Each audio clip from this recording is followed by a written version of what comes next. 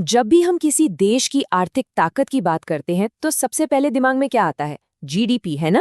लेकिन क्या ये पूरी कहानी है?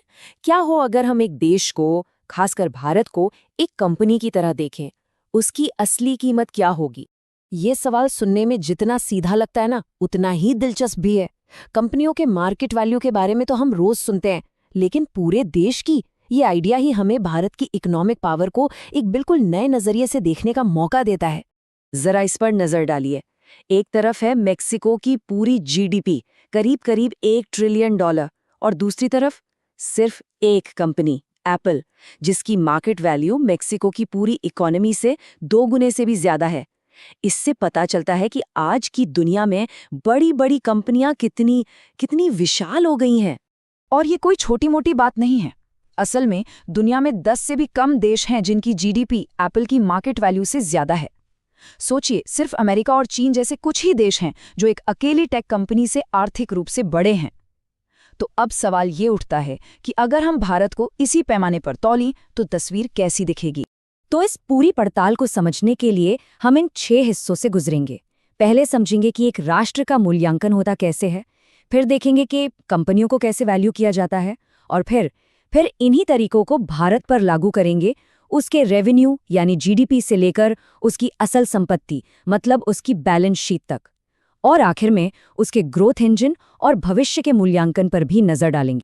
तो सबसे पहले ये समझना जरूरी है कि जब हम एक देश और एक कंपनी की आर्थिक सेहत को मापते हैं ना, तो हम 2 बहुत अलग अलग तरीकों का इस्तेमाल करते हैं।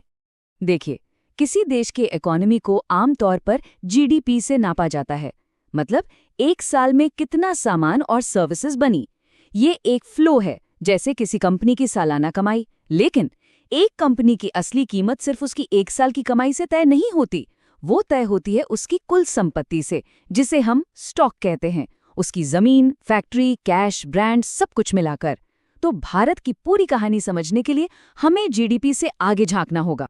अच्छा, अगर हमें भारत का मूल्यांकन एक कंपनी की तरह करना है, तो पहले ये समझना होगा कि इन्वेस्टर्स किसी कंपनी की कीमत तय कैसे करते हैं।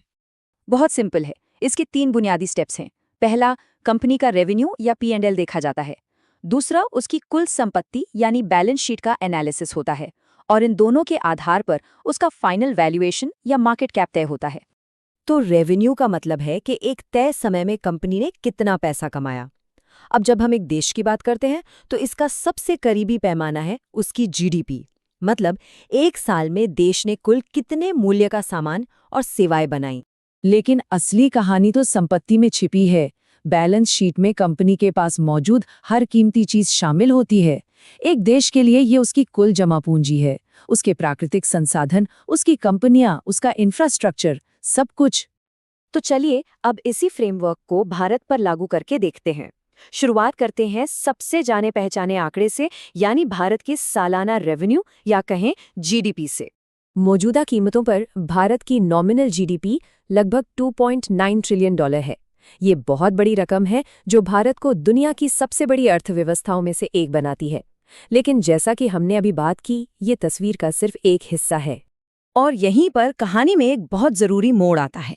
देखिए, वर्ल्ड बैंक भी मानता है कि जीडीपी की अपनी सीमाएं हैं। ये उन एसेट्स का हिसाब नहीं रखता जो लंबे समय के विकास के लिए जरूरी हैं। किसी देश की असली ग्रोथ की क्षमता को समझने के लिए हमें उसकी कुल संपत्ति को देखना होगा।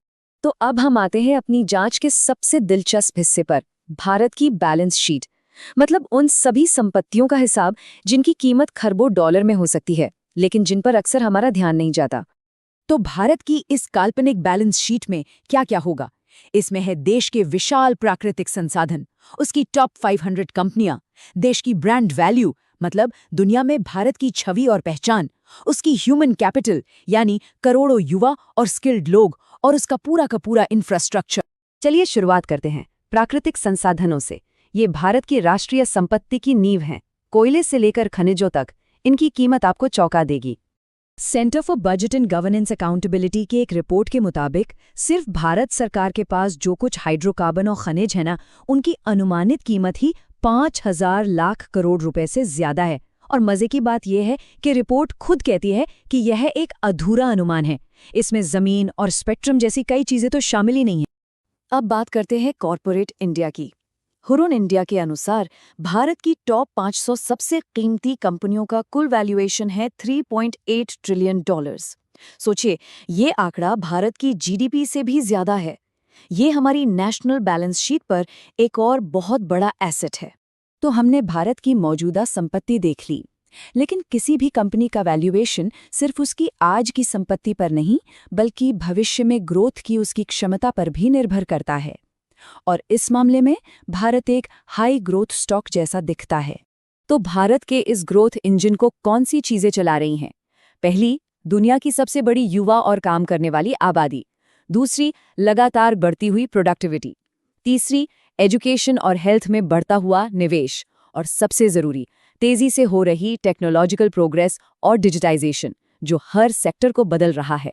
तो ये सारे ग्रोथ ड्राइवर्स मिलकर भविष्य के वैल्यूएशन को कैसे आकार देंगे? आने वाले दशकों में भारत की इकोनॉमी कितनी बड़ी हो सकती है? अर्नस्ट एंड यंग यानी EY के अनुमानों के मुताबिक भारत की अर्थव्यवस्था वित्त वर्ष 2027 तक $5 ट्रिलियन, 2034 तक $10 ट्रिलियन और 2048 तक $30 ट्रिलियन तक पहुंच सकती है। ये एक असाधारण ग्रोथ का रास्ता।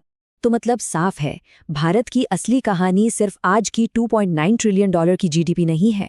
असली कहानी है उसकी खरबों डॉलर की संपत्ति की बैलेंस शीट और साथ में दुनिया का एक सबसे शक्तिशाली ग्रोथ इंजन।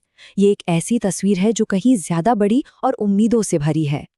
तो अंत में भारत का मूल्यांकन करते समय शायद सबसे सही बात यही होगी कि ये सिर्फ एक देश का हिसाब किताब नहीं है, बल्कि ये दुनिया की सबसे बड़ी और रोमांचक ग्रोथ स्टोरीज में से एक में हिस्सेदारी करने जैसा है।